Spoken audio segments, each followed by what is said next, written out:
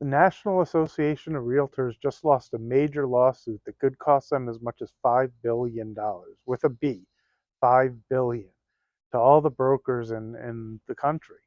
What does this mean for you guys and how's it going to affect you? Well, stick around for the video and I'll talk about that and a lot more.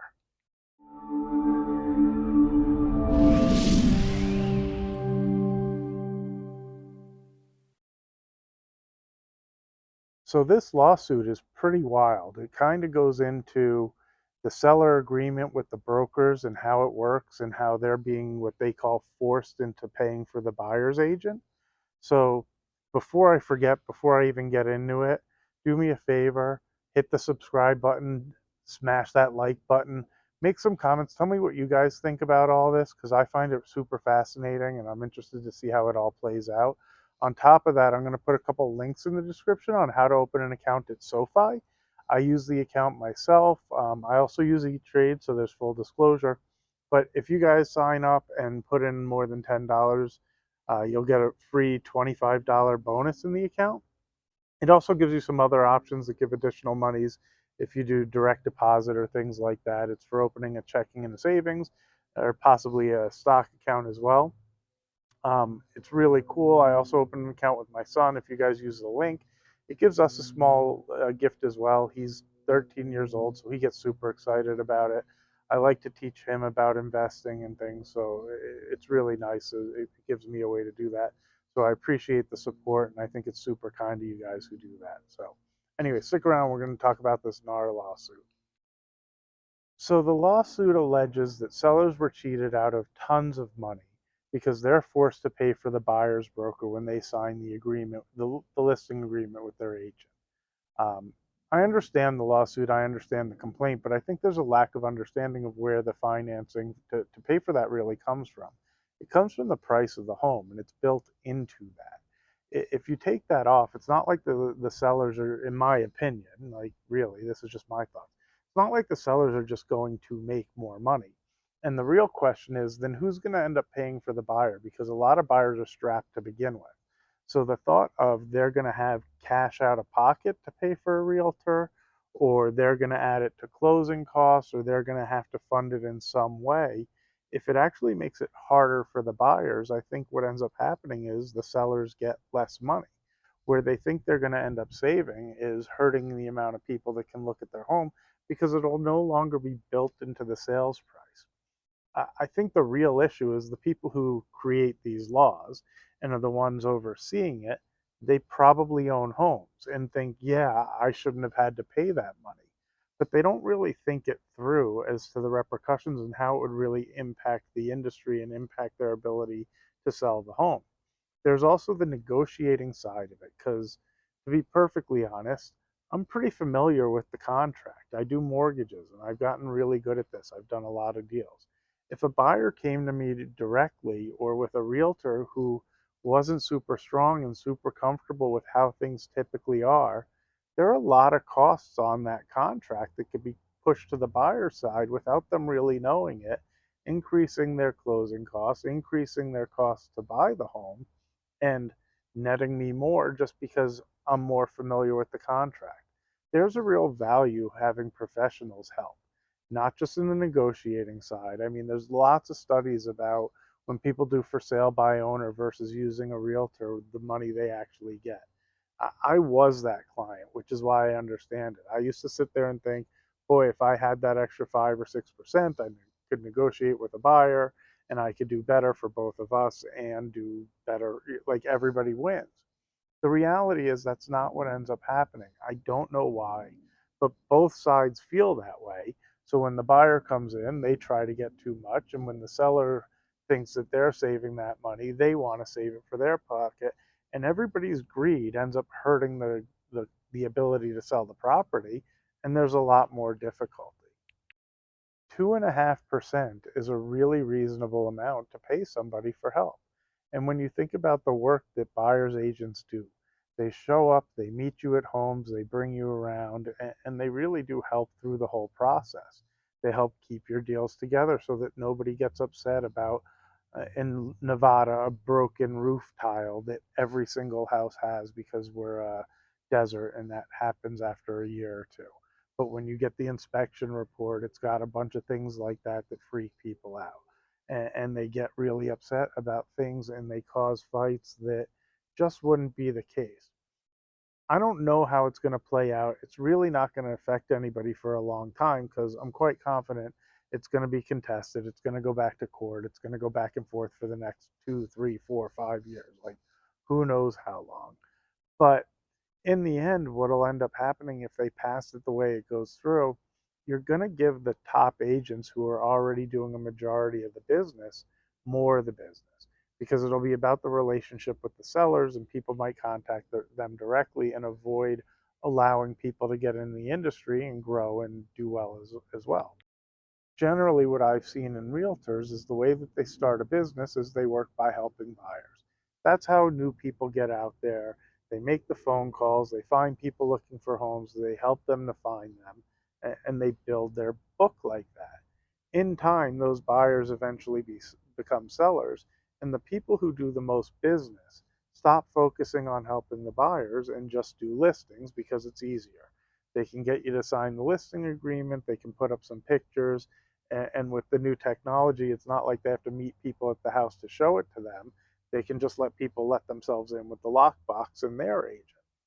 Well, if you start making buyers pay for that directly and less buyers agents are helping, well, people are reaching out to the people who've already built up their business and have those clients to begin with, and you're going to have difficulty letting new agents enter the field. And while that might sound okay, it really isn't. And giving a realtor double commissions, it's kind of like having a lawyer represent both sides. You want somebody who represents each side to the best of their ability. If somebody already has a relationship with the seller, how much are they really going to be vying for the buyer to get them the best deal versus trying to get their seller the best deal and talk the buyer into a bad situation? Unfortunately, I've seen that, and it's terrible. I don't even think they should be allowed to represent both sides, and some of the brokerages do that. Now, maybe they'll make buyers sign a buyer broker agreement, which they already have, and then it'll be the agent's job to negotiate with the seller so it's still part of the purchase price of the house. But imagine going to buy a car and having to pay the guy who helps you buy the car up front to go buy the car. Well, that's not really how it works. The price of the commissions is built into the price of the car, and they get paid when you buy the car. They don't get paid for showing you automobiles and driving you around from dealership to dealership. I see this as really similar. Like, I see the differences too, but I think there's just a lot of flaws in the thought process. The only part that I get in the lawsuit that I agree with, and I don't have a great solution for this either, is a seasoned agent probably deserves better pay than a new agent. And the way that it's set up now, they both get paid the same. There's no great solution for that. And people willing to help buyers, well, they recognize that, which is why they do the work. Um, like other industries, a large percentage of the business goes to the top few. Then there's a decent amount that goes to the next, 20, 30%. But 60 or 70% really aren't making a ton of money. Um, I'm not sure how to fix all of that, but getting rid of these agreements in the way that it's set up, I don't really see as a great solution. One of the things they talk about is the MLS and having a monopoly. Well, I learned a lot about that when I started looking for a home in Asia and was really shocked that they don't have any of that. And while it might seem detrimental that we have a system like that, the other was much worse for me as somebody trying to look for a property. I thought it would be fun and interesting. Well, they have no commitment to any agent. They sign agreements with all sorts of them. They have different websites listing the same property, all for different prices. So, as somebody who might be interested in buying it, all of a sudden I didn't trust any of the information. The prices might be substantially different. And even the one that was less expensive of the same property, I was suspicious of all of it, thinking, well, so how do I have any idea what the property is valued at? And I couldn't get any good answer from any of the agents because their answer was all the same, which is, Well, the way it's set up here, we have no agreements with anybody, so they can go around your back. They can sell it however they like, and you do the best you can to figure out what you think it's worth. They don't really have any ability to pin that down. I don't know how. I mean, maybe the people who live there have an idea just because they know what things go for. But as somebody coming from another area, since it's not one location and you're finding it listed in 4 or 5 places with different prices, there's no way to have any good feel for the market. I think of it like a stock market or anything else. If Apple stock traded on 4 different or 5 different exchanges, all at different prices, I know there could be some arbitrage because it trades all day, every day. But with a house, there's not really arbitrage like that. So what you have is just bad information and no way of making a judgment of value. Um, I think our system, while flawed, is the best system out there. And I think the greed of the people making the laws and the greed of the ones who want to get paid or think they're going to make more are going to find the opposite to be true, because they're going to make it harder on the people buying the properties, which is where the price comes from in reality anyway. I guess with technology, they figure the buyer can show themselves the house or however they want. But if I were selling a property, I sure wouldn't want somebody letting themselves in without me having real information about who they are and that they're not going to damage my property. At least when it's an agent, there's some accountability for who's showing them the property and who's coming into the home.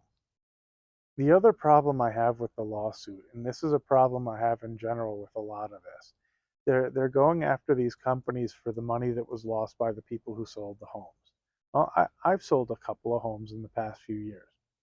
I'd be willing to bet a good amount of money that I'm not going to see any of the money that the government agency is going to win for all of these people that sold their home. And if I do, it's going to be nowhere close to what I paid the buyer's agent. Like, that's what really bothers me is I find that these agencies are created to go after these companies for what they see as wrongdoing, for the support of people that were wronged. But the money never really goes to the people who were wronged. It just goes to the government agencies to fund the people coming up with these new rules. It's so crazy to me. I just don't understand that. Are they really trying to help the sellers, or are they just trying to finance their own departments? I find it similar in other agencies that are from the government as well, that they go after all of these companies for these things, but the consumer is never rewarded for it. I mean, Lennar Homes just got sued a rather large number for the things that went on from 2008. My guess is the buyers of the homes that they said that they took advantage of got none of that money. My guess is it went straight to the government agency. Anyway, do me a favor, thumbs up, like, subscribe, make some comments, and have a great weekend.